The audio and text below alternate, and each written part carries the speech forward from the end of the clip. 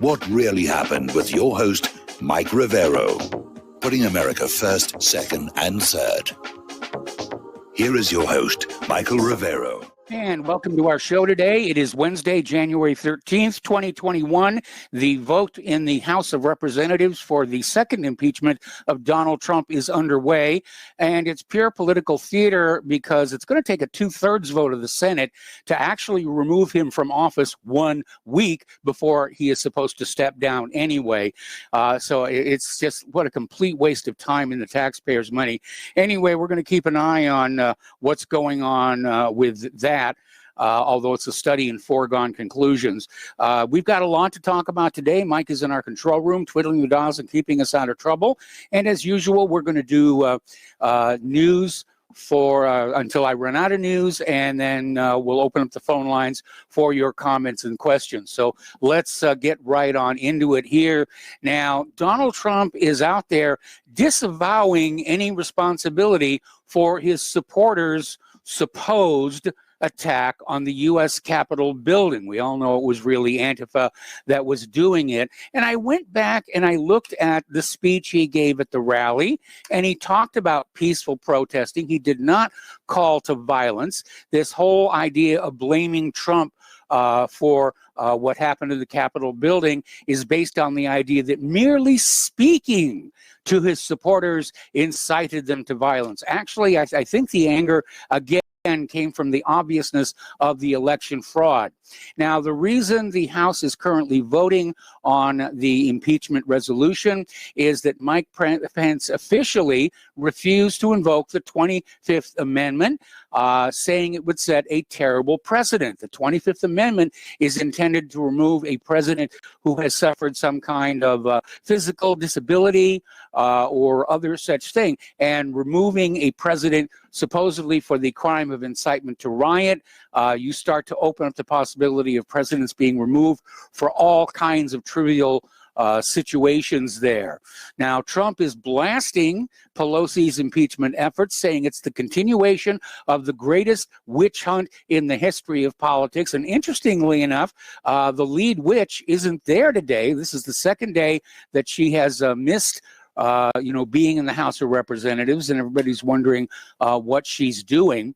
Meanwhile, of course, Pelosi is setting up the new House of Representatives, and a lot of people are scratching their head because she has chosen Eric Swalwell, pardon me, to be on her impeachment panel. Now, Swalwell, as you remember, was hit with this scandal over this Chinese spy and his apparent romantic interest in her.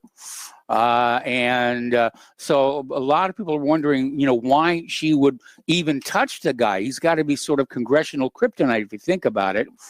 But apparently that's, definitely okay as far as Pelosi is concerned here.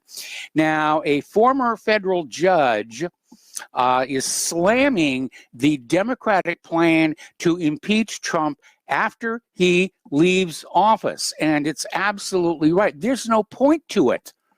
Okay, the process of impeachment followed by a trial in the Senate is to remove a president from office. And if the president is out of office, there's no point.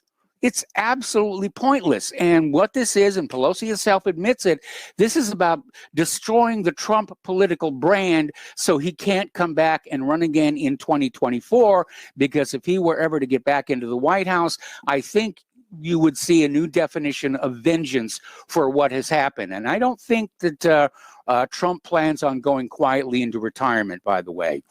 Apparently, House Republican Chair Liz Cheney was out there saying there's never been a greater betrayal by a president. I will vote to impeach the president, at which point GOP lawmakers have called for her to step down as the Republican conference chair for violating the conference rules. Okay, so anyway, getting on to the fight for freedom of speech online here, it's getting very, very intense. Just before we went to air, police authority today or some such police service website with something like 900,000 members was just scrubbed from Facebook. And it's just getting really crazy out there. So there's an article that came on out of Information Clearinghouse, and they're talking about how Silicon Valley, in a show of monopolistic force, destroyed Parler or Parlay, however you want to pronounce it here. And that's the key word to keep in mind, monopolistic, because that is where these tech titans may have crossed a legal line, opening themselves up to lawsuit despite Section 230 of the Communications Decency Act. So back in 2018, of course, Parlay was formed. It was like Twitter, but with far greater privacy restrictions and far greater free speech rights. And apparently the tech titans don't like the idea of free speech. They want to basically be in control of the American people's discussions. And like the corporate media, they expect to be well compensated for that. Another article, this one coming out of blabber.buzz here, saying that all roads lead through Amazon. Now, last week I mentioned a statistic that right now 40% of all websites out there are hosted on Amazon Web Services. And they're sounding the alarm out here about how easy it is for Amazon to shut any website down they want by simply booting them off the servers. And even though they're violating service contracts and various other things here. Now, the latest word we have from Parlay, they're basically moving their servers over to Epic, an internet web hosting company known for working with right-leaning websites. Apparently, Gab also uses Epic. But Gab used to use Epic. They got attacked. They've got their own servers. They're adding new servers to deal with the huge, huge surge of traffic that is flowing onto them. And here's an interesting question. All of these establishment social media companies, Twitter, Facebook, and so forth, they're hemorrhaging money. You know, and at what point are their stockholders going to say, look, enough is enough? You know, we invested our money in you to make money, enabling, conversations between Americans to other Americans, and you're shutting it down and basically, killing us financially. We could see proxy fights to boot out the current CEOs of these giant tech titans here. Now, over at Amazon versus Parlay here, they have filed a lawsuit against Amazon Web Service, blaming the hosting service for violating antitrust law by suspending its account. And apparently, in the lawsuit they filed in Seattle, Parlay announced Amazon's decision was apparently motivated by political animus and apparently designed to reduce competition in the microblogging services market to the benefit of Twitter. Well, Twitter's in trouble right now. I mean, they're losing people. Now, Parlay is attempting a court order requiring Amazon to restore its account and preventing it from suspending services already contracted for. It is also seeking unspecified triple damages. So we'll see what's going to happen there. Taking a quick look at the House vote, it is neck and neck on the resolution, 141 votes still to be counted. Now, the CEO of Parlay, John Mates, he said he is receiving death threats now following the platform going offline on Monday. And it's at the point where he says he's afraid to actually go home. He's apparently moving around in hotels right now, and he's not really being specific as to what he's being threatened with. I don't think it's users saying, we'll kill you if you don't get Parlay back online. I think it's the other side saying, stay silent. Okay, now Elon Musk is tearing into the tech titans who have arrogated to themselves the position of de facto arbiter of free speech. And he's absolutely right about that. And I can understand why Trump was trying so hard to get Section 230 of the Communications Decency Act repealed. because that is their shield. It's basically their little permission slip. You can do whatever you want to any American, and nothing bad will happen to you. And that caller we had yesterday is absolutely right. When you have the government and corporations aligned together against the interests of the general public, you are living in a fascist state. Over at YouTube, they have now suspended President Trump's channel for inciting violence.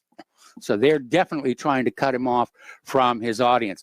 Apparently over at Wikipedia, they have locked the page for President-elect Joe Biden's pick to lead the Justice Department's Civil Rights Division after users attempted to add a reference to a 1994 letter she authored saying that Black people had superior physical and mental abilities. So they're still out there protecting the Biden administration. So, I mean, you know, this appointee is supposed to be taking care of civil rights, is a known anti-white racist. Okay. Now, the government of Uganda has banned Twitter from the entire country because of election interference and censorship. And basically, this was a decision was supported by President Yoweri Museveni.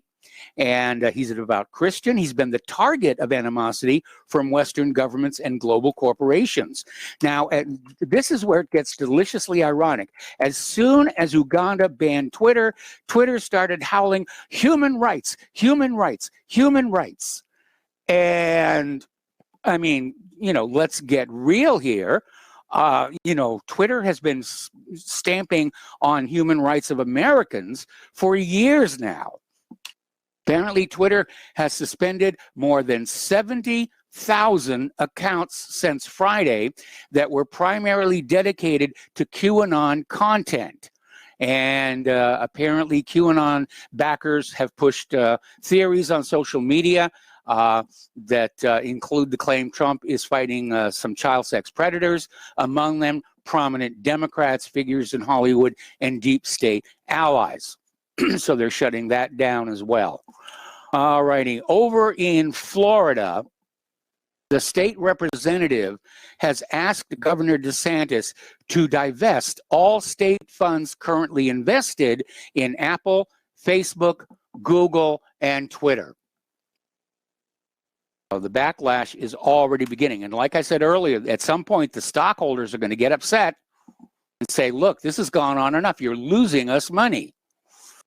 All righty. Apparently, a Trump campaign advisor, Jason Miller, was supposed to go to a Washington, D.C. TV studio for an interview with Fox business personality Charles Payne. The studio is called Live Shots, and they refused him entry because he is, quote, on a list of people they won't allow in. So, I mean, it's just absolutely... you know, amazing here. And let's see, Fox News, surprisingly, I've been commenting on how they've really become useless. The Fox News ratings plummet to third behind MSNBC and CNN. And apparently they scored lowest in every single category. Alrighty, the voting seems to have ended in the House of Representatives. Apparently 91 representatives didn't vote, but the resolution has apparently passed, and we'll see what's going to happen from here. It's very, very close, by the way. Very, very close. Article coming on out of Blabberbuzz again. Facebook announced Monday, it is excluding all content that includes the expression "stop the steal" ahead of Inauguration Day. And Facebook basically issued a statement saying it was removing the content because supporters of Donald Trump dared question the integrity of the 2020 general election. Well, we had plenty of reason to. Some of it caught on video. You know, I'm waiting for there to be some very expensively produced documentary to come on out to reassure us that our voting system is accurate and verifiable and cannot be hacked. And we certainly know to the contrary right now. Facebook has announced an intent to scale up their censorship, saying it may take some time. So the fact that Facebook hasn't banned you just yet should not be seen. Okay. Apparently over in Iran, Facebook deleted the Iranian government's main page without warning. I'm sorry, the Iran state media Press TV has been kicked off of Facebook as well. Yeah, at this point, Facebook really isn't going to be worth much of anything unless your life revolves around funny kitten videos. That's all that's going to be left there. Now, the other day we talked about how Forbes magazine basically came out with an op-ed warning companies not to hire any ex-Trump press secretaries. Very heavy-handed, and not surprisingly, there has been a tremendous backlash. They're being accused of cancel culture, and apparently this op-ed was written by Randall Lane, and again, it's a purge. It's an absolute purge going on out there. Over at CNN, Juliet KM claimed without any evidence, of course they don't need evidence, they're CNN, that Trump was is the operational leader of a domestic terrorism effort, and says he should be put in complete isolation and all of his money taken away from him. I mean, it's just, I've never seen it this bad, and unfortunately I think it's going to get worse. You probably saw in the news, the corporate media, if you're still watching the corporate media the last couple of days, this story that the FBI has issued a warning that there are going to be pro-Trump armed protests in all 50 states on and leading up to Inauguration Day. This is coming from the FBI, but apparently, according to this article that came out of Orden Satchel, interesting name, there's actually no evidence to support this. Oh, my stars and garters, the FBI lied to us again. Of course, we've known that ever since COINTELPRO and Vincent Foster. But they're out there just trying to generate all this hatred and hostility right now. This is not what America is supposed to be, by the way. Okay, so getting on back to the events of a week ago, it turns out that the individual who shot Ashley Babbitt is a Brazilian immigrant. He's a Black Lives Matter militant, and on his page, which is still on Facebook, he repeatedly threatened to kill Trump supporters for months. And apparently this is U.S. Capitol Special Agent David Bailey, who turns out to be the same guy who let U.S. Representative Steve Scalise get shot in 2017. He was there supposedly as Scalise's bodyguard, and he basically stood down and Scalise got shot. All righty. Apparently, a man from Georgia who got arrested a week ago at the Capitol protest is being reported as having committed suicide. And according to the Fulton County Medical Examiner, he had a gunshot wound to his chest. And having seen so many phony suicides to cover up murder, I have to say, Now remember, under U.S. law, murder is the presumption, and suicide must be proven. And again, I think those who knew a little too much are being liquidated. We've already had a few other deaths there. Up in New York City, Mayor Bill de Blasio is saying that New York City is going to terminate all their business contracts with Donald Trump after the inauguration. So they're just piling onto him like there's no tomorrow. Okay, we got to take a break here for commercials. We'll be back with more news after these few words. Welcome back to our show here, and again, a friendly nudge as we deal with one of the darkest periods in American history that Republic Broadcasting Network needs your continued support. Again, a heartfelt thanks to those of you who have contributed through this turmoil and chaos. And once again, the postal address where you can send a check, money order, or if you prefer anonymity cash, is Republic Broadcasting Network, 2251 Double Creek Drive, number 302, Round Rock, Texas, 78664. The phone number where you can make a credit or debit card donation is 800-724-2719, extension 3. And of course, all of this information is up at the top of republicbroadcasting.org. Okay, apparently the voting in the House of Representatives has continued, even though the time remaining clock expired. And at this point, it does look like the resolution is going to pass. But again, they're not going to get anything done at the Senate. This was a complete waste of time and was done solely to tarnish Trump. I mean, they're not just trying to get him out of the White House. They want to crush and destroy him so he can never come back and revive what was called the Trumper movement. And you can almost feel the fear and panic around Washington, D.C. That this man generated, and certainly the exposure of the election fraud. And again, a week ago, it wasn't the Antifa that broke into the Capitol building that scared the government. It was the million people standing peacefully behind them. And that's why they have hit the panic button. And we're seeing all of that right now. Okay, getting on back to more news. Article coming on out of uns.com. Why does the Department of Justice want to see a greater split in the U.S. population? Because they're basically, the few who were arrested a week ago were charged with entering a restricted building without permission and engaging in disorderly conduct. And now, all of a sudden, Michael Sherwin, the acting U.S. attorney for D.C., I guess thinks is going to get his name in the newspaper.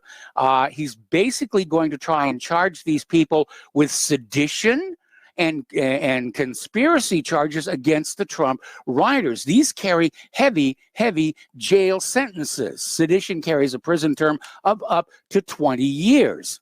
And maybe it's to scare the American people, or as I said before, maybe it's just going to be his 15 minutes of fame. Now, Hillary Clinton has come on out of the woodwork, and she's waging all-out war on Trump supporters. She is calling them domestic terrorists who need to be tracked and surveilled. So it's insane. You can just smell the fear coming off of these people here. Anyway, in the category of Democrats with questionable connections to China, Barbara Boxer, a former U.S. senator from California, has taken a job with a firm in China that is known for surveillance of ethnic minorities. And apparently this news is so toxic that the Joe Biden committee returned Boxer's donation to her. So it's getting a little nasty over there. Apparently, Joe Biden is holding a virtual inaugural parade since nobody is likely to show up. And I certainly have no intention of watching any of the celebration. Now, Biden has nominated the ex-U.S. envoy, Samantha Power, to lead the U.S. Agency for International Development, USAID, which has been kicked out of a lot of countries for interfering with their internal politics here. And so Biden has tapped her to go on in and, I guess, revive the agency's malfeasances here. Okay, we already talked about that here. Apparently, Biden's personnel chief served at a Chinese intelligence organ flagged by the FBI for recruiting Western spies. You know, China's basically taking possession of the Oval Office. And Thomas Zimmerman, who will serve as the special assistant to the president for presidential personnel, formerly served as a visiting scholar at what the FBI has called a front group for Chinese intelligence. So and it's just it's sick. It is just sick. All righty. Apparently, liberal senators are out there cheering. The Treasury Department has imposed sanctions on Andriy Telezenko because he testified against the Bidens and Burisma. So apparently, revenge is a dish best served in Washington, D.C. here. Now, here's a little interesting story from Sputnik News. And after all this time, 4 years, Mueller found no conspiracy between WikiLeaks, Trump, and Russia. Odd how we didn't hear about this until after the election. Remember, the DNI report was supposed to be released. Okay, I got to take another break for commercials. We'll talk about DNI when we come on back. Welcome back to our show here, and we were talking about this DNI report on some of the corruption that's been going on surrounding the Bidens. It was supposed to be out earlier this year. Then they said it would be middle of October. It was actually released 2 hours after Congress certified the election for Joe Biden. So again, the deep state, they're controlling everything. It's just amazing how much they're able to do that. And one of the other stories that's circulating around is that apparently before settling on Epic, Parlay contacted some other ISPs who said, sure, we'd love to host you. And then all of a sudden they call back and say, we changed our mind. So I know what that feels like here.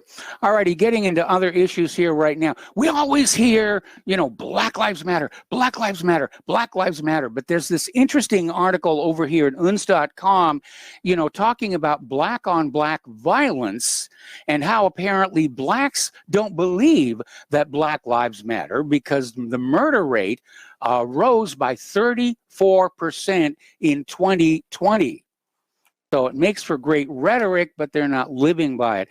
And little flashback to May 31st of last year when Black Lives Matter terrorists literally blocked firefighters from putting out a house fire with a child inside down in Richmond, Virginia. The police had to come and force a clear path for the firefighters to get in there.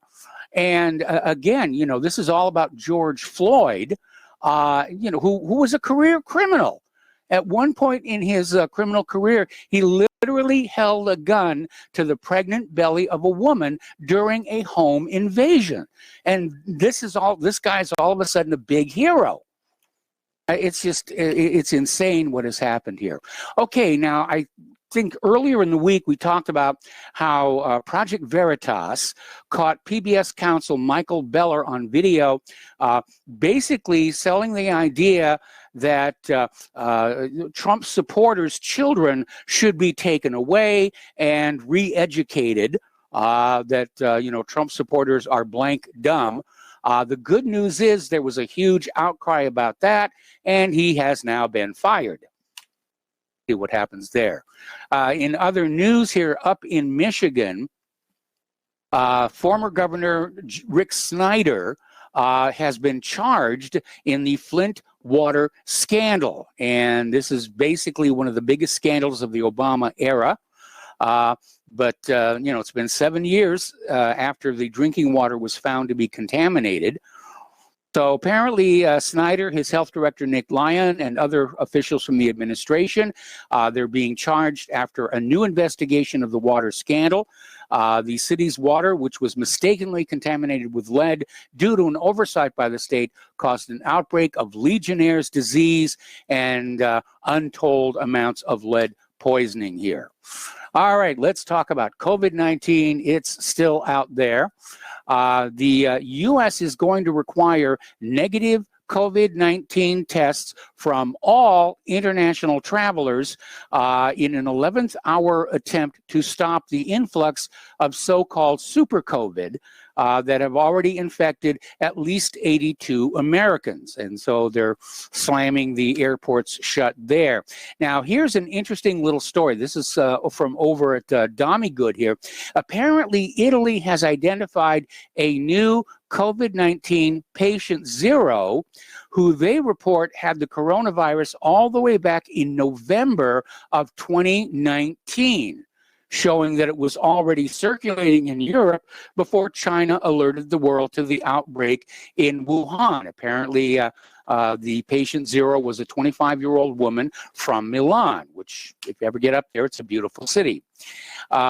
Boris Johnson is out there claiming that the tough tier and national lockdowns are controlling COVID infections. But apparently Johnson is refusing to rule out ratcheting up the restrictions even more. We reported yesterday where they're talking about allowing the British subjects out of their home only 1 day a week, and you're not allowed to talk to anybody else at the supermarket. Out in Los Angeles, apparently, health officials are now advising all essential workers to wear masks inside their own home to prevent spreading COVID-19 within their household. Well, how about those who live alone?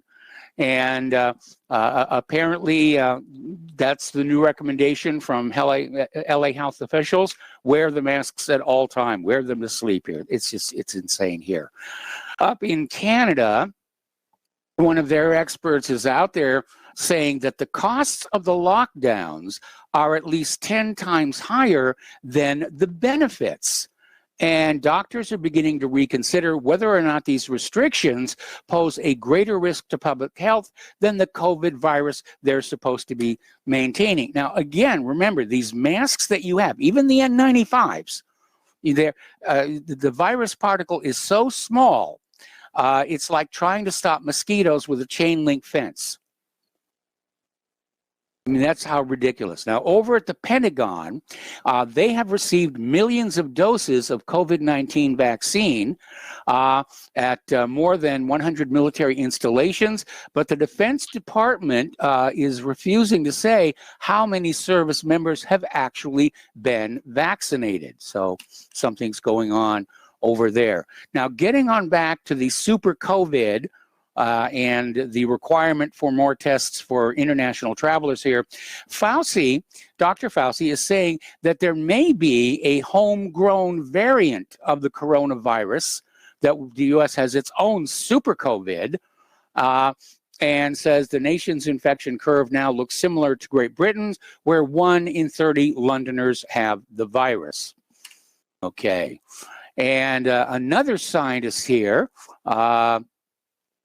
let's see, Albert Rizvanov, who's the director of the Kazan Federal University's Research Clinical Center for Precision and Regenerative Medicine, is out there saying that there may already be hundreds of coronavirus versions inside the human body. Apparently, it is mutating much more rapidly than expected. Of course, RNA is a very unstable molecule. It's one of the reasons why the so-called filoviruses are so difficult to deal with, because they're mutating with every single generation of reproduction here. Anyway, the media reported of a Russian patient with a malignant lymphoma who had the coronavirus infection for a long time, and some 18 versions of the virus were detected in her body. So, he's basically saying the same thing I just said. When self-replicating, the virus makes mistakes, which result in slight changes in the genetic code of its copy. Apparently, over in Scotland, the Archbishop of Glasgow, Philip Tartaglia, has died from coronavirus as well. Down in Peru, there's a big stink there, where the court is probing a ruling by a judge alleging that George Soros and Bill Gates are the creators of the COVID-19 pandemic. And so apparently the chief justices of the Criminal Appeals Chamber, Chincha and Pisco, and basically the world of officialdom is coming down hard on them for daring to question the official story. Getting into some political news here, international news, Mike Pompeo has canceled his Europe trip. Apparently, the European Union has snubbed him. And basically, these European Union officials are simply refusing to meet him. And, he was due to fly to Brussels tomorrow. And apparently, Pompeo is now going to stay in Washington to aid in the Biden transition. But we're becoming a pariah to the rest of the world here. Down in Ethiopia, which is already at odds with Egypt over one of their dams on the Nile, apparently they're starting to build a new dam with the capacity to store 55 million cubic meters of water in the middle of this escalating dispute with Egypt and Sudan over the Grand Ethiopian Renaissance Dam.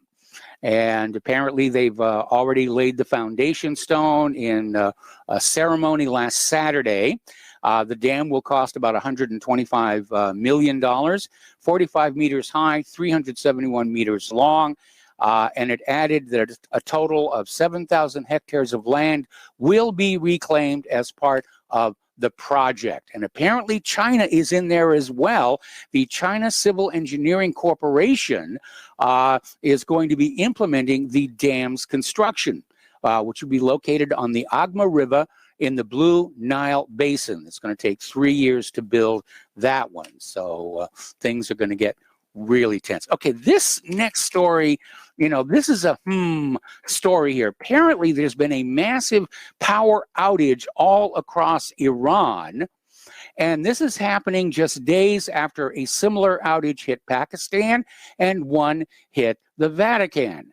And so the first thing that comes to mind is somebody testing out cybernetic weapons of war.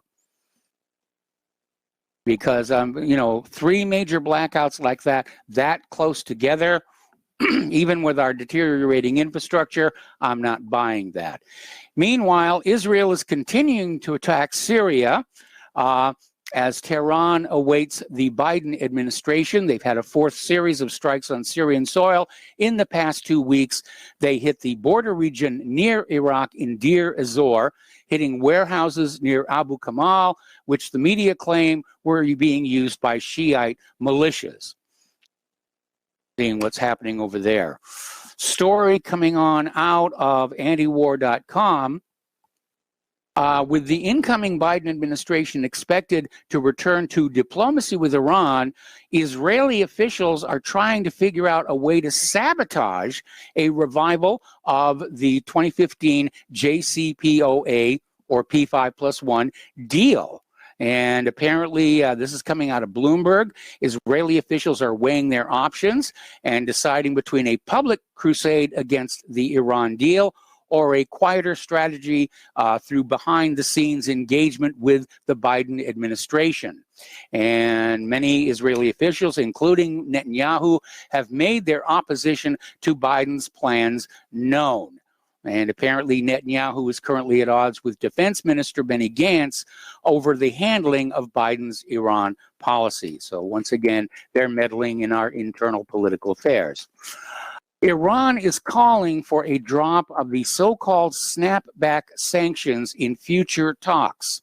And apparently an aide to Ayatollah Ali Khamenei said Monday that these sanctions should be dropped in any future negotiations over the P5+1 deal. Now, these snapback mechanisms are part of the deal that can trigger UN sanctions on Iran. The U.S. tried to invoke these snapback sanctions in 2020, but the Security Council rejected the move because the U.S. was no longer a party to the deal, having withdrawn in 2018. I think it's a very reasonable thing here. Meanwhile, Mike Pompeo yesterday is out there screaming that Iran is tied in with al-Qaeda. They're bringing back the monster al-Qaeda. It's your daily dose of booga booga. And again, he's got no evidence to support it whatsoever, but he's claiming Iran is al-Qaeda's new home base. This is a very old talking point. that has been repeatedly debunked. And I guess they're just assuming that Americans aren't going to remember how many times they have been lied to about Iran and everything else over the years here. Meanwhile, a planned trip to Taiwan by U.S. Ambassador to the UN, Kelly Craft, was canceled yesterday, along with all travel by the Trump administration State Department this week. And the planned visit to Taiwan was announced by Pompeo last week, who's basically trying to poke Beijing as much as possible before Biden is sworn in.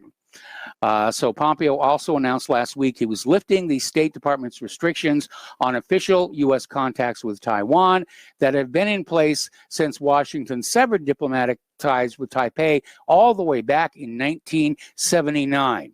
And Kelly Craft's trip would have been the third high-level visit to Taiwan since August. And, you know, very obviously a provocation here. And, you know, to really sort of mess things up going on out there, apparently Mike Pompeo has put the island of Cuba on the list of state sponsors of terror that only includes Iran, North Korea, and Syria. The designation drew swift condemnation and was characterized as politically motivated. Gee, you think? And it comes 6 years after the Obama administration had removed Cuba from the same list as part of his policy of rapprochement. And I think that was a really, really good idea of Obama's. This is one of the few that I agreed with. But yeah, I think normalized relations, because otherwise we could see a repeat of the Cuban Missile Crisis if, in fact, we go into a new Cold War against the Russian republics. Now, I've talked about this before, and apparently it is not getting fixed.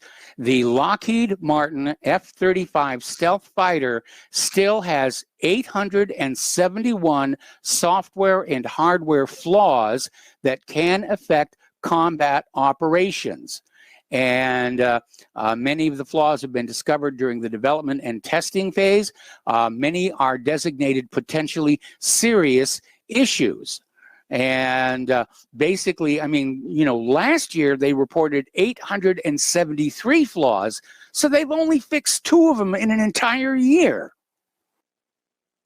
Anyway, so 10 of the 871 unresolved issues are potentially serious issues. They're considered Category 1 that could endanger the pilot or aircraft safety or diminish combat effectiveness against Chinese or Russian stealth fighters. The world's most expensive combat aircraft, and it is just turning out to be a piece of military industrial junk is really what it is. And that's because the military industrial complex is all about the money. Follow the Benjamins. It's not about good, effective weapons. We're going to take a break for commercials. We'll be right back. Welcome back to our show here, and we're going to open the phone lines now. Area code 512-248-8252. Story just breaking now. Sibel Edmonds' Twitter account has now been suspended. So, I mean, it's the internet equivalent of the Stalinist purges is what's going on. All right, so let's talk about the economic news here a little bit. Thanks to stricter Democrat shutdowns, the U.S. economy in November and December contracted after a record-setting third quarter. They didn't want Trump to be able to take credit for that either. Now, for the first time in history, Russia is holding more gold than dollars. And apparently gold makes up 23% of the Central Bank of Russia's reserves as of the end of last June. The bank's share of dollar assets dropped to 22%. Now, all the way back in 2018, more than 40% of Russian reserves were in dollars. So Russia's gold holdings have eclipsed the dollar reserves last year, despite a halt in gold purchases. They're shedding their dollar assets. They're trying to get rid of that. Okay, and another story, this one from Investment Watch Blog, 2021 may be the year the world loses confidence in the dollar. And I think, yeah, that could be a real problem here. All righty. There's a story that is coming on out of Reuters, no less, talking about the possibility of a 1 trillion with a T U.S. sanctions hit on the Chinese internet giants. And it's led emerging market stocks to their first record high since 2007, is overshadowing the rally. And apparently this is ratcheting up tensions with China. Apparently it's because Trump pushed through a ban on Americans investing in 35 firms it considers to be linked to China's military. So sources are saying Trump is considering adding Alibaba and Tencent, worth a combined 1.3 trillion, and held by almost every major U.S. investment fund, to the list of banned companies here. Norway apparently has become the first country to be selling more electric cars than gasoline vehicles. And apparently electric cars comprise 54% of all new vehicle sales in Norway. Now, I like the idea of an electric car. When Claire and I had to replace the Honda, we shopped for one, but they were prohibitively expensive. But there is a downside. Where does the electricity come from to charge them? And as of right now, it is still primarily from coal and oil-fired power plants. The other problem is that in the process of making gasoline and diesel and jet fuel and the rest of it, the refineries still have to make gasoline. And what are they going to do with it? They're going to burn it off back up into the atmosphere here. Okay, we're coming up here on the top of the hour. The phone lines are loading up here, and I'm going to wait till after. I'm going to wait till after station identification so people have got time to talk. We'll be right back. Welcome back to our show, hour number 2. The phone lines are open, area code 512-248-8252. And our first caller is Layla. Layla, welcome to the show. You got a big chunk of time ahead of you, so you won't feel frustrated. What's on your mind today? That's great. Actually, I wanted to talk about social media. Okay. It wasn't that long ago that people actually were able to live a day without social media. I've lived all my life without it, and have lived a far more satisfying life without worrying about what's being said about me or having to respond to things on social media. But for those who really need it, look at those which are most abusive of our trust and boycott them. Yes. YouTube has become horrendous. Every 5-10 minutes, you're watching something interesting, and suddenly they have an ad. Mm-hmm. They used to have some really good documentaries on YouTube. Go to Magellan TV. They've got a lot of documentaries. They'll have a lot more. Like, YouTube has no right to sell ads on the documentaries. They did not produce the documentaries. They do not pay for the internet. We pay for our ISP services. Yes. They have no right to sell ads on something they didn't invest in. So that is a horrible abuse. I don't know why people put up with it. Go to Magellan TV. I think the monthly subscription is $5 a month. Right now they don't have a huge inventory, but some of them are excellent documentaries. So consider that, and all of those of you who have uploaded good documentaries that you've invested time and money in producing, take it over to Magellan. Let's put YouTube where it belongs. And as for Google, I hate to say it, but Gmail really is convenient, but maybe we need to find other ways of communicating by email. Mm-hmm. Without us, they would not exist. And we allow them to, not only do we pay them, but it's like we pay them to abuse us. It's as though we have to say a funeral for someone who's been, oh my God, who's been suspended or blackballed from Twitter. Well, when Twitter came out, I thought, who in God's name would want to be a twit? Who would call themselves a twit? And sure enough, it caught on. Okay. I hate to say it, is a shame. But anyway, there's got to be, just learn, and Facebook, it's so childish. What Yes. we did over Christmas, a few friends and I, if I may say this, We had our own little family albums. We created it on one website that was closed to the public. We kept it just personal, and each of us had the password. And that was the way we shared our Christmas albums. But anyway, there's one other thing I wanted to say. This thing about impeaching Trump is supposed to prevent him from running again in the next 4 years. You know, Alan Dershowitz, rarely do I agree with that man, but when he said that is absurd, it is absurd. Yes. I mean, Trump will be 88, and he's been so badly tarnished by everything, guilty or not, there's no way he's going to get reelected. One of his children might run, yeah, but not Donald Trump. All this time that they're wasting in Congress and in the House just debating this issue is ridiculous. It is ridiculous. So it makes no sense at all. It doesn't accomplish anything.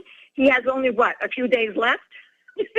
So it just shows how childish they are, overpaid twits. And if anybody needs to be knocked down and taken off their pedestals, the biggest and most egregious violators of our rights and those who abdicated their responsibility is the news media. Stop watching them. Just stop watching them. And watch RBN and any other talk show where you find the talk show hosts are really knowledgeable and have a better grasp on issues than those little bimbos. And I'm sorry, they are bimbos. Most of them with their long hair hanging down. These women who once accused men of being so sexist, I imagine if men came in dressed the way some of these women come in dressed. Yes. Can you imagine? I can say it because I'm a woman. And Oops, I never would have dressed that way. When I was a TV news reporter and anchor, I recognized that I represented my station, my TV station. I had no right to dress in a way that might reflect adversely on my employer. And that's what you are. You are a representative not only of your immediate employer, but of your institution, your profession. These women really do dress like bimbos who are saying, hey, come on, take a look. I dare you. You can't touch but look. These women just really annoy the heck out of me. And women in politics, like this long, way past her expiry date. This she's even worse than Biden. This Pelosi creature. I mean, she's just a skeleton with silicone, attached to her, and all kinds of conical things attached to her face to prevent it from collapsing. I mean, it's time to really get that woman out of the public image. She's so hard to look at. And the things that come out of her mouth. Well, she's hard to listen to as well. Yeah, exactly. She's really hard to listen to because she's so irrational.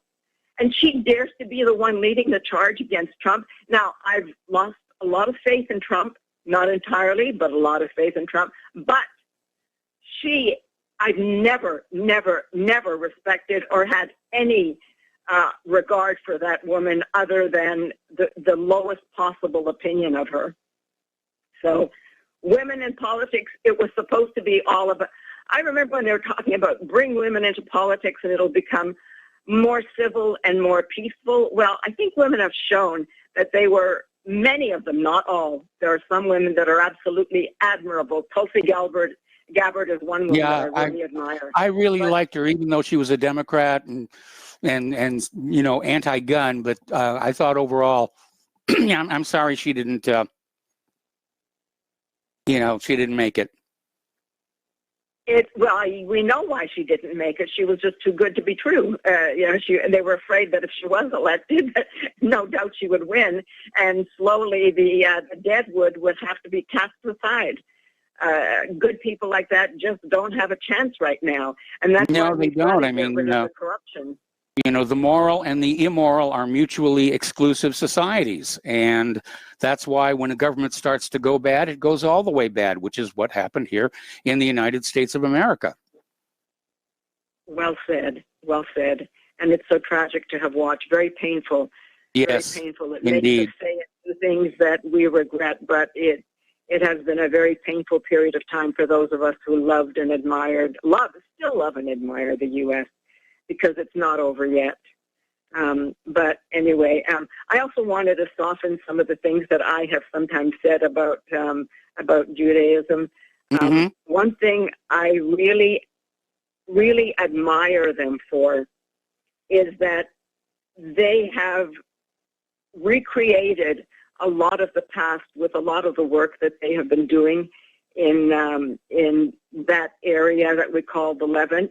Their research, their archaeology, they have resurrected a lot of the legends and tales and moralities of the entire Middle East, and for that I really admire them, because the Arabs were only, those that we call Arabs, were only into one thing, and that was Islam, Islam, Islam.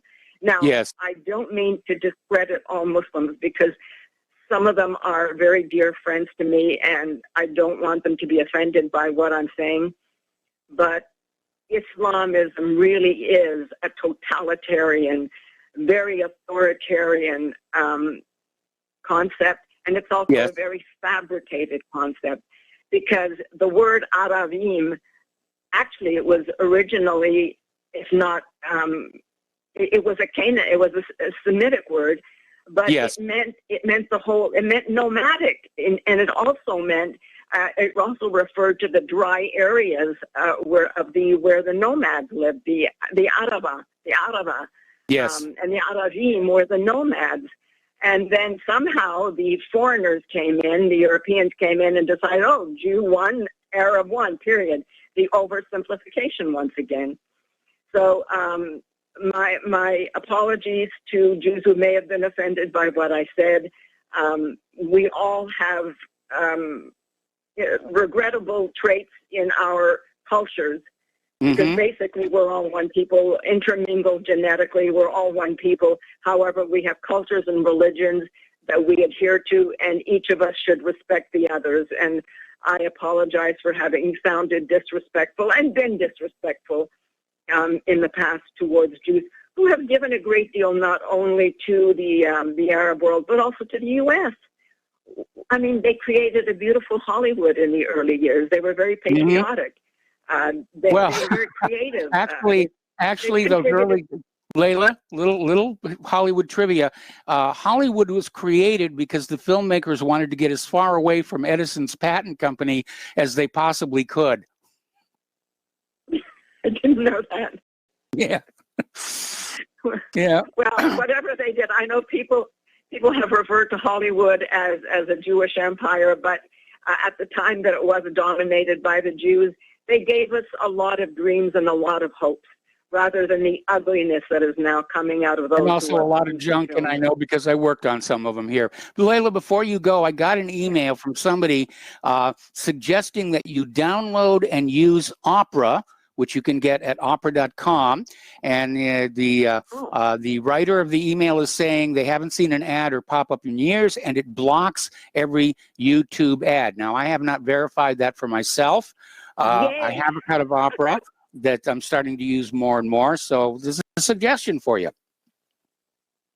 Well, thank you to whoever suggested it. And yes, I'm definitely going to download it and try it. Thank you very much.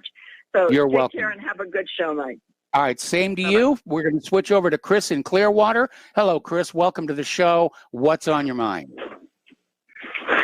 Well, I've been using the Brave browser for quite a while, and I was wondering, where did all those YouTube ads go? And someone reminded me, well, it's your browser. I got rid of them, so I'm glad for Brave. I haven't tried Opera, though. I like how Brave is also so much faster. And what Layla was talking about, these tech companies having silly names.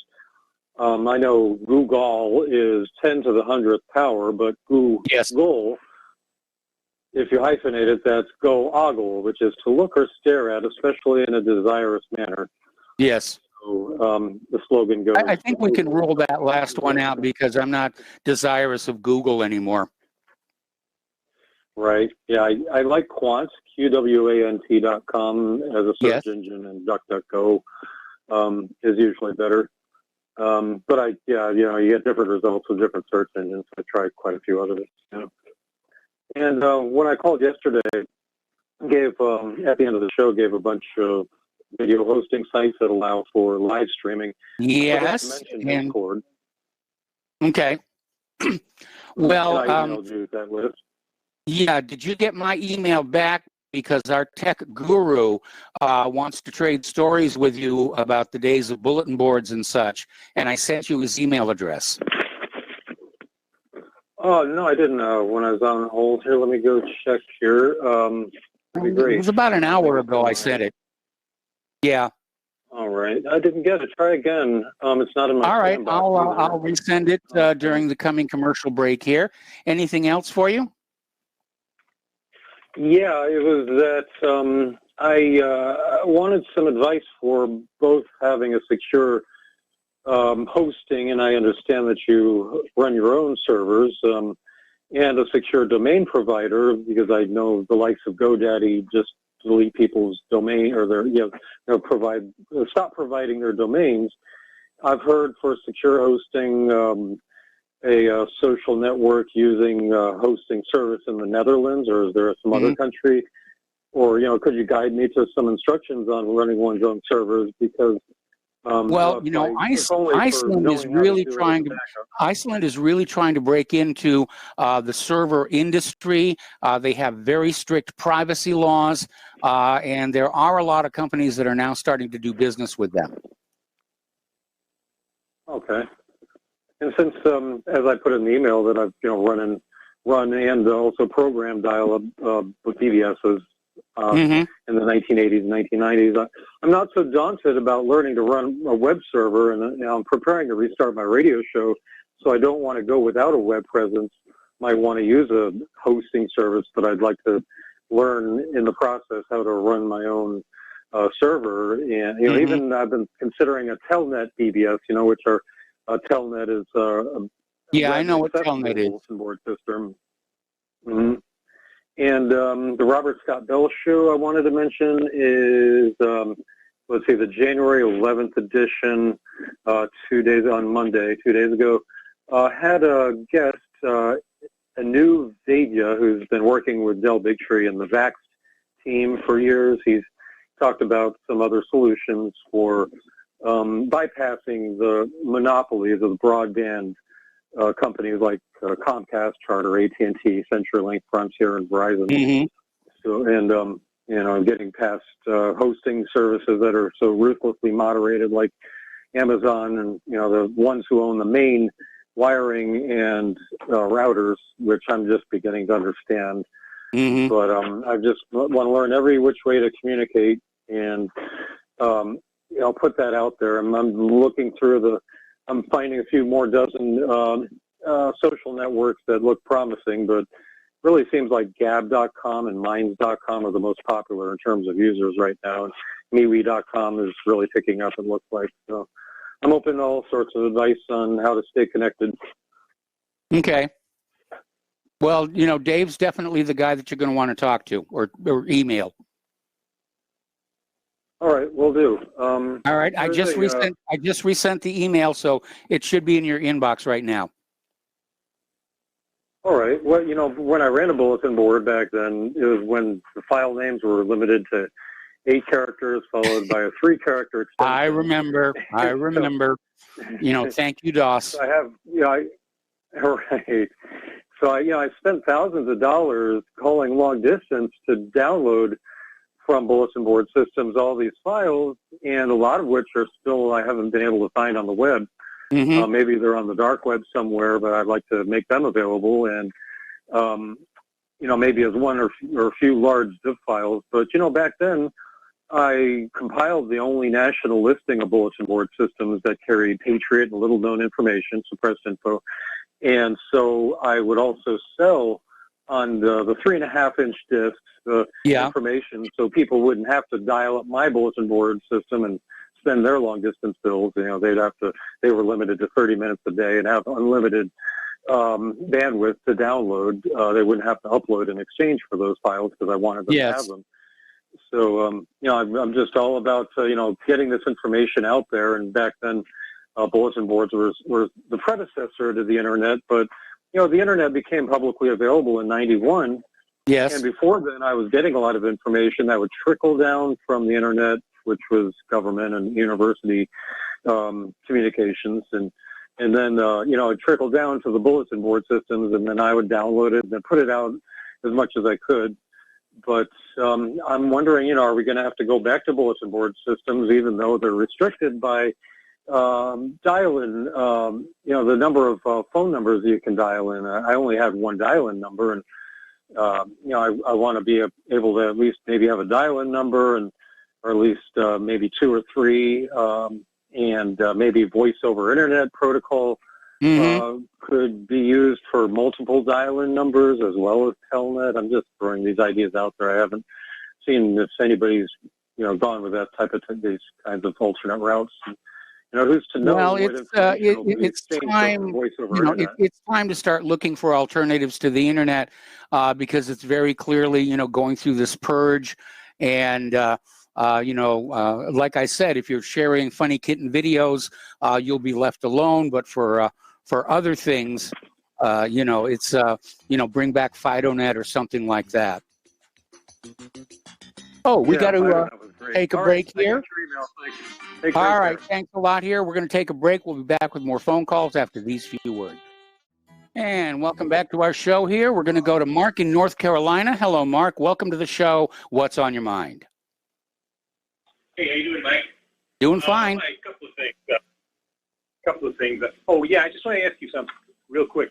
What did you say about gold in Russia, that they got more gold now or less, or what? They have more gold reserves than dollar reserves. So they're really, Russia's is the country. As we're becoming the Soviet Union, they're now becoming the old United States, It seems like to me. They're not buying gold. They're just getting rid of dollars, and a lot of countries are doing that. Yeah, it's a smart thing to do. Yes. Especially, we try to, all these sanctions we try to put on people and all that, but I just want to, get into something real quick, too, about what somebody said about me yesterday, guy from Maine there. He said I should move to a socialist country. Well, I'll tell you what, Miles, why don't you go move to a idol worshiping country, because that's what you basically are. You want to forget about all of Trump's faults and make him out to be like he's some kind of demigod, which he's not. No. He made all kinds of mistakes. And starting from the get-go, he put some of the worst type of people into power. Biden's not doing any better if you look at his appointments. I mean, it's the same old circle of people, a bunch of former Obama officials, neocons are, getting plugged in. It's, it's just the more things change, the more they stay insane. Yeah, the difference is I don't expect anything else from Biden. Biden's a scumbag, and I don't expect anything decent about the guy. I know who and what he is. I know what Harris is, okay? I know what we're going to get. We're going to get a disaster. And as far as Trump goes, I had a lot of hopes. He really disappointed. He did a few good things, got rid of that TPP trade agreement, but he still kept us involved in the Middle East. He still kept us involved in Afghanistan. Yes. This vaccine stuff, this really pisses me off. And like I said, if they want to really denigrate Trump, this is what they're doing now is plain silly. Okay, I don't know whether they're scared of the guy still or what, but people dying already from this vaccine, and I hope to God they take it off the market real quick. But if they don't, you're going to get more people dying and getting sick, yes. All kinds of problems, sterilized, and guess who they're going to blame for it? They're going to blame Trump. Okay, exactly. And yet, I heard him yesterday in his little speech. I had to turn it off when he starts still bragging about that vaccine. That pisses me off to no avail because, this is killing people. Yes. Killing people is hurting people. But anyway, getting back, but on a related subject, I was listening to InfoWars earlier. Yes. And I was listening to Steve Pieczenik was on again. Okay. You know who he is, right? Yes, I know who he is. He's got a lot of connections with intelligence. He's been involved in a lot of stuff. And he said something very interesting. He said Trump is, by the time Inauguration Day, Trump is going to be the president of the United States. And a whole lot of people are going to be arrested. Now, I wouldn't bet on it. I'm sorry. I mean, I saw Trump's speech at the border, and I looked at his face, and that's a man who knows he's beaten. That's the way I looked at it, too. Okay. Again, I'm not counting on it. I'm just saying there is the possibility. With Pieczenik, he did make some interesting observations about how the military doesn't, pretty much can't accept Biden and all that, and that the military has also lost confidence in law enforcement. Okay. They see what they're, what they've been doing, and I also have the opinion that as far as the military goes, I don't know whether they can really accept having a demented old crook who's probably going to be, who's probably going to be basically owned by China and probably other foreign countries too, that they can really accept him getting in there. That even if they don't, even if Trump they don't get rid of him before Inauguration Day, arrest him, whatever else, that they may overthrow him somewhere. I don't think they have much confidence in Harris. Very shortly afterwards, and maybe put a military commander in charge for the time being until we get new elections. I don't rule that out at all. That's certainly possible here. It's certainly possible that we could see, a change in power some weeks after the inauguration. If I recall correctly, Hugo Chavez was out of power for 8 weeks and then staged his comeback. Yeah, and so that is possible. But with Pieczenik sounded completely confident that this is going to happen. He even challenged Jones. He said, I don't share his confidence. I really don't. I'm sorry, I don't. He said, if I'm wrong, I'm going to come on your show. I'm not going to come on your show anymore. If I'm right, you're going to pay me $200,000 a year, and I'm going to be on every day.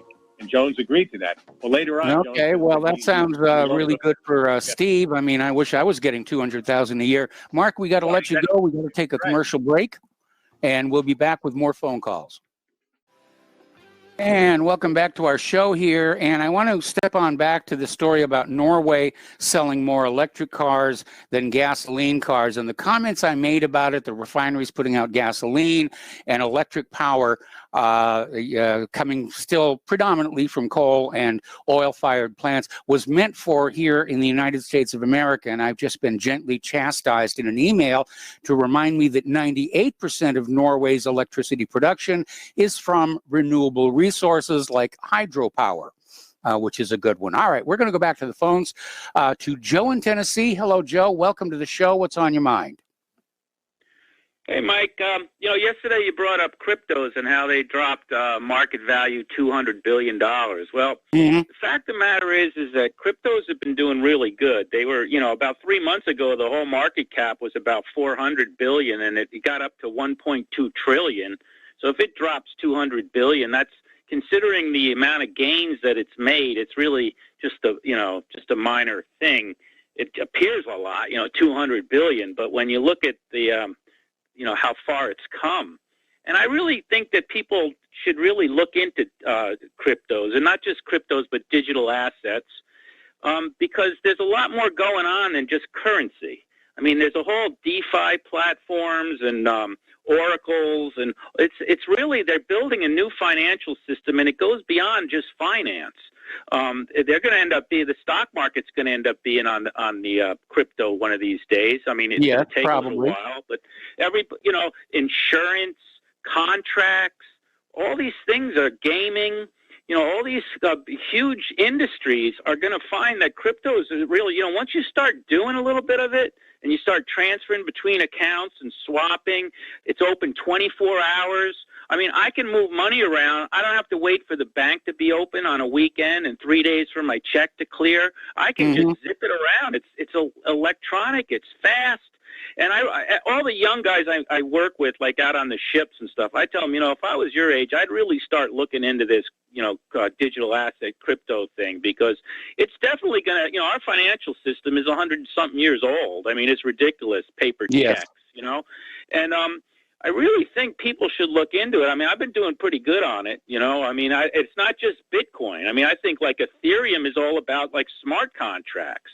No, all your real estate contracts sooner or later are going to be on crypto. You're not going to need all these lawyers neither, because it's honest. It's inherently honest. I mean, I could go through. There's really is a ton of opportunity out there, and I think when people say crypto, they get the wrong idea. I mean, DeFi is really something. I mean, half of my crypto assets, I'm getting like 6% interest on them, and they're an appreciative asset. Where are you going to get? What bank's going to pay you that? So I really think that you know, it's. I mean, you know, the government might come down hard on it because of the competition, but I think the financial people realize that they got to go digital like everything else, and if they do clamp down on it too hard, then we're going to lose our competitive edge, because a lot of other countries are getting into crypto, and it's actually particularly good for poor countries like in Africa, where they lock people out of the banking system, and the money is just, you know, degenerated by corrupt leadership. I mean, you know, if you're in Venezuela and you have like a 0.1 Bitcoin, you're doing a lot better than Venezuelan currency. I don't know what that bolivar or whatever it is. And it's the same way in Africa, you know. So I think that digital assets, I mean, if you look into them and you start dabbling with them and seeing how like well they work, and it's kind of hard to not see like how this is going to really be the big thing. Now, who's going to control it and blah, blah, blah. That's a big part of it. The other thing I wanted to bring up, though, was, you know, this whole thing with, you know, you're hearing a lot of people in Europe criticize like Facebook and Twitter and all that. And, you know, the Europeans hate Trump. But, you know, the Europeans, in a way, and they're very into censorship, but they want the censorship to come from the government. They don't want to see the censorship come from corporations. I mean, they censor people all the time. Yes, they do. But their way they're looking at it, even the French, they're looking at it like, who do these corporations think they are that they can, you know, censor a president? That we can do that. We're at least a government, and they're right. And this whole thing with Trump being impeached, I'm enjoying it. I know it's like depressing for some people, but they're really exposing themselves. They're really riling people up. They're not making any friends. I mean, they're still getting met in airports. Now they're saying like they got to go through airports with like 6 or 8 guards, and they're locking people out of certain airports. And you know, and I think that's great. And I'm not calling for violence, but I'm calling for people to holler at them, you know, if that's violence. And I heard some, they were saying on Alex Jones, so one of the protesters took a dump on Chuck Schumer's desk. And if I was Trump, I'd pardon that guy before I left off. I think that's... Well, I would rather Trump pardon Snowden and Assange, but it doesn't look like it's going to happen. He's going to wait for the last minute, but he might be president for longer if it's true what Pasenik says, which I doubt. But you never know. I mean, Trump could be acting. I mean, he could be acting all beaten. I mean, that's the art of war. Yeah, I doubt it, but I'm not giving up on my boy. You know, I'm not giving up on Trump. These guys have definitely committed a lot of criminal acts. You know, there's no doubt about it, and it's pretty in your face. I mean, so you never know. I mean, there's some weird astrological things going on. Mercury's in conjunction with Saturn and Neptune, or no, Saturn and Jupiter. Yes. And astrologically, that means big, because Mercury speeds things up. So we'll see. But at the same time, Trump has done his job, as far as I'm concerned, awakening the American people. And these things like impeachment here, it's further awakening us. So, you know, keep it up, guys. Keep it up. Just keep it up. But anyway, I'll let you go. Thank you, Mike. All right. Thanks an awful lot. And we're going to switch over to Juan in Cali, Colombia. Hello, Juan. Welcome to the show. What is on your mind? Thank you, Michael. I'm calling from Colombia. Yes. Thank you for accepting my call. First-time caller, long-time listener. I just want to say that I'm very happy to listen to your show for the first time live. All the time that I come home, I watch it on YouTube later on. So let me tell you a little bit about this narcocracy called Colombia. Yes. The government of Colombia is really afraid that Biden is going to punish Colombia for supporting Trump during the last elections. So that I want to say this is ridiculous. We are on our knees all the time with the United States. We have 7 races. This is ridiculous. This nation narcocracy. I'm really ashamed of this country. Well, I'm ashamed of this one, so don't, take it personal.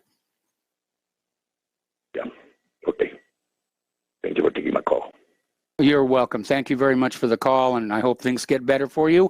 We're going to switch to Marco in Alabama. Hello, Marco. Welcome to the show. What's on your mind?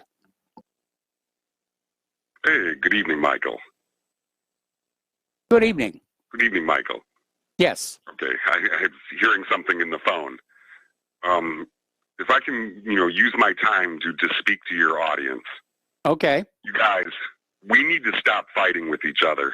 We need to realize that if you think, dude, that Donald Trump, dude, is going to come in at the 11th hour and arrest all of these people and all that stuff, and you're acting like birds, you're all acting like baby birds without feathers, and you got your beaks open, waiting for that worm, dude, to come into your throat, dude, the hopium, dude, of all of this, dude, to save you guys.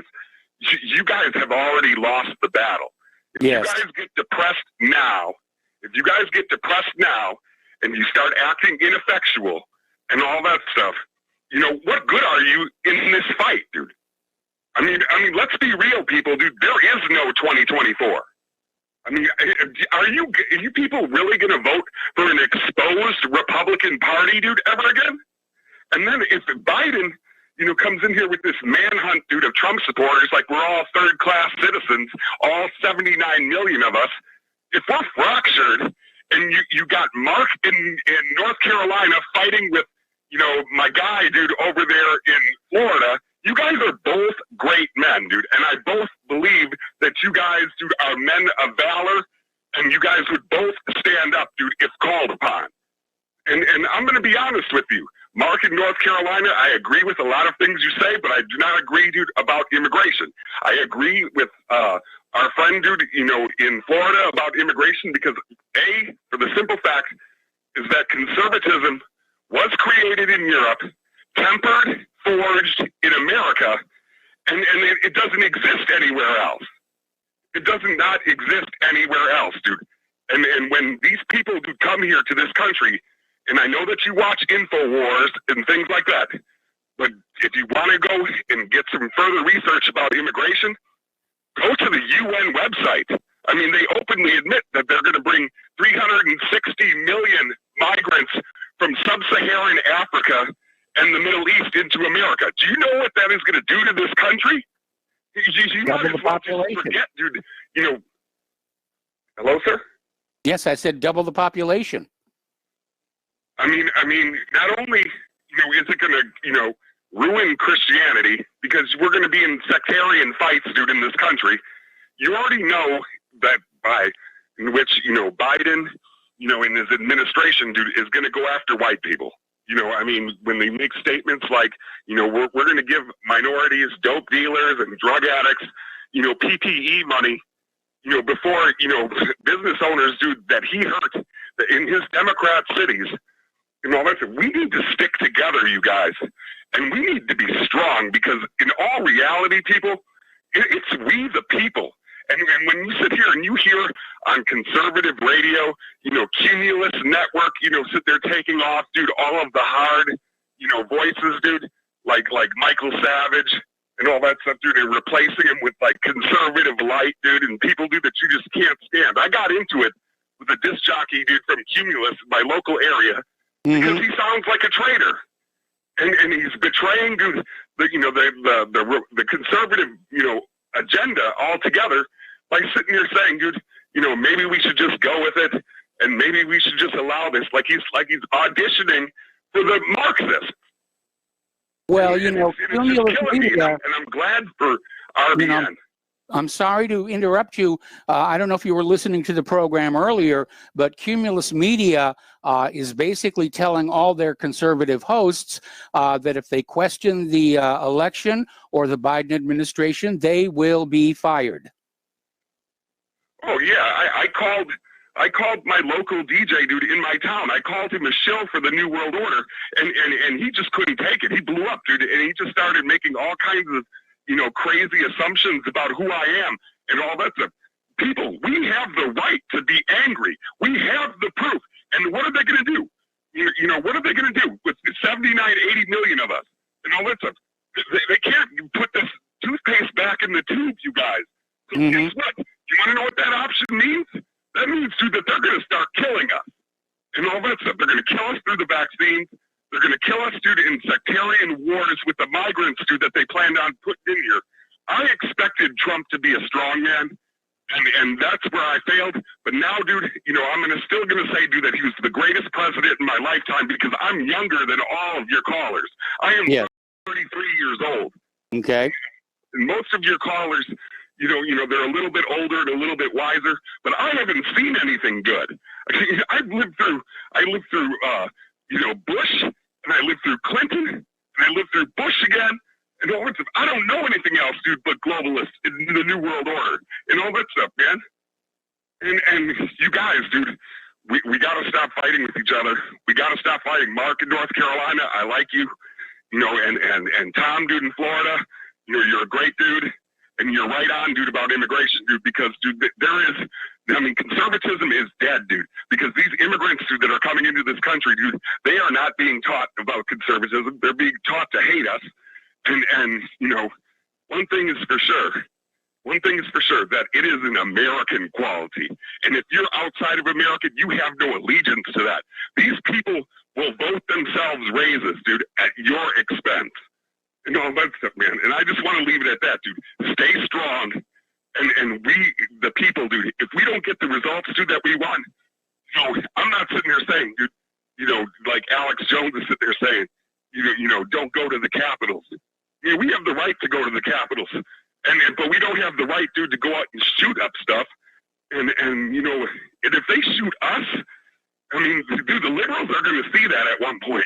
Even the lowest IQ, bottom rung liberal, dude, when they start seeing, the government, dude, killing us and shooting at us and all that stuff, dude, just for standing up, dude, because our belief system was right. MAGA was right. There was nothing wrong with it. And Trump, dude, he may not have been able to do everything. He may have gotten, taken, dude, on the vaccines, but he is not saying, dude, that the vaccines are mandatory. Joe Biden is saying that the vaccines are mandatory. And I just want to leave you guys with that. I love all of you, and let's stay strong. All right. Well, thank you very much for the phone call, and we're going to switch over to Kelly in Austin. Hello, Kelly. Welcome to the show. What's on your mind? Hi, my thing was that email about Norway. I think something in this. Could you hold the microphone closer to your mouth because we can hardly hear you? Oh yeah, hold on. Okay, how about now? Now? Much better, much better. Thank you. Okay, I had it hanging down my back. I'm on a Bluetooth connection here. Anyway, I sent you that email about Norway. I knew something was amiss, so I checked that website and it confirmed what I suspected. A few things very quickly. One, I wish people wouldn't ask you how you're doing when they start a call. Okay. You know how you're doing. And especially when you hear 2 or 3 or 4 callers show a call, it's not needed. Just stop it and get to the point. The other thing is, I'm not going to tell you the truth of how I'm doing anyway. I know you're not. I listened to Layla today, and her comment about Magellan sent me to the website, and I liked it so much that I just signed up for Magellan. That looks like a very good site. Okay, the good. Last thing is, I've been critical of Paul from New Jersey from time to time, but I think I've misjudged Paul, and I want to apologize because I listened to him carefully the last few times he's called in, and he's really made some cogent points about European culture, and I fully agree with all those. And so, Paul, I want to say that if I've said things that might have offended you, or if I've said things that were wrong, I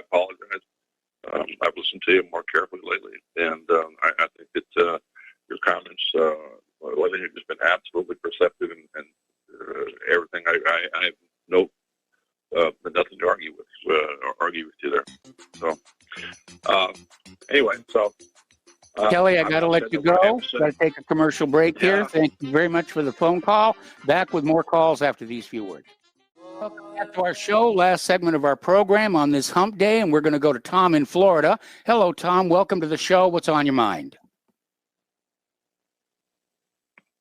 Tom, can you hear me? There you are. Okay. Yeah, can you hear me, Mike? Okay. You're on the air. By the way, that was a great call by Marco. He's absolutely right. You know, I don't have no animosity toward any of the guys that call in. I love them all, but we all have our disagreements. But yeah, he's absolutely right about this immigration invasion. He's absolutely right about what they're getting all kinds of benefits. But I want to tell you this, Mike. I'm almost double that gentleman's age, and I witnessed it with my own eyes, and I want him to know this. I witnessed South Florida going from it used to call it the Magic City here in Miami. I witnessed it in the '60s, Mike, when I was a young boy. It used to be magnificent, and I seen the flooding. I seen what communism has done to South Florida. I know what communism can do to the rest of this world. It's right here an example. A lot of these Cubanos here in South Florida, they understand that, and like that Colombian caller to call you, and he's a great call too. He knows what these communists are up to. It's absolutely destructive, and it's going to be our demise. Now, Mike, what's going on also is this.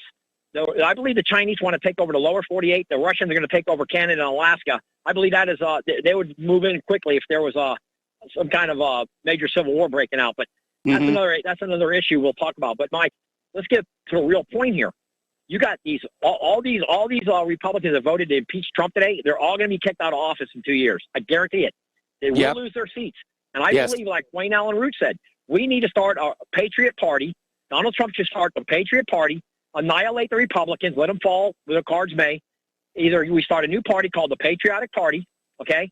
Donald Trump will probably get 70 million or better in a Patriot Party. It will wipe out Twitter, Facebook, and all these Zionist swine that are destroyed our country, Mike, with their leftist, licky-kissy, touchy-feely, homosexual embracing nonsense.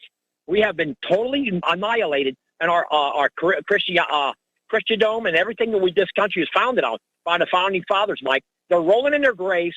You can't even arrest the founding fathers for what they've seen happen right now with this country. I guarantee it. And this bumbling buffoon Biden had no right to call President Trump on a national stage with multiple millions of people on that night, calling him a clown without Donald Trump firing back a salvo, saying that you are a bumbling buffoon. You are an old fart buffoon. Donald Trump did not hit back at him. That's where he lost this election, I believe. One of the reasons he lost this election. No, he didn't lose this election. It was stolen from him. Right. Well, we know that, Mike. I understand that. But a lot of these Democrats, they voted for Biden, and I still, to this day, don't believe that these white women voted for Biden in the numbers that their media is saying. It's a filthy lie, Mike. But you know what? Going back to immigration, Mike, they're already at the border by the thousands waiting to get in. Why do you think Trump was there yesterday at the border watching the 450 miles? Because these illegals can't wait to become Democrat voters. California, Mike, 8.5 million illegals in that hospitalization system. And the hospitals in California, Mike, they're overwhelmed in California with the hospitals with the illegal aliens. Not talking even here in Florida. You know, Mike, if you're an American citizen, you got to have a $150,000 operation and you don't have insurance, they'll tell you to stay out in the hall and die, but they'll give the illegal alien the medical treatment they need. Okay, Tom, I got to let you go. Tom, I got to let you go. We're at the end of the show. My apologies to the callers waiting on hold. Please call in tomorrow with what you wanted to talk about. Stay tuned for John Stadmiller's show. Steve Elkin is taking the microphone tonight. Please spread the word of Republic Broadcasting. Spread the word of whatreallyhappened.com. Please donate. We'll be back tomorrow, Thursday. Aloha, America.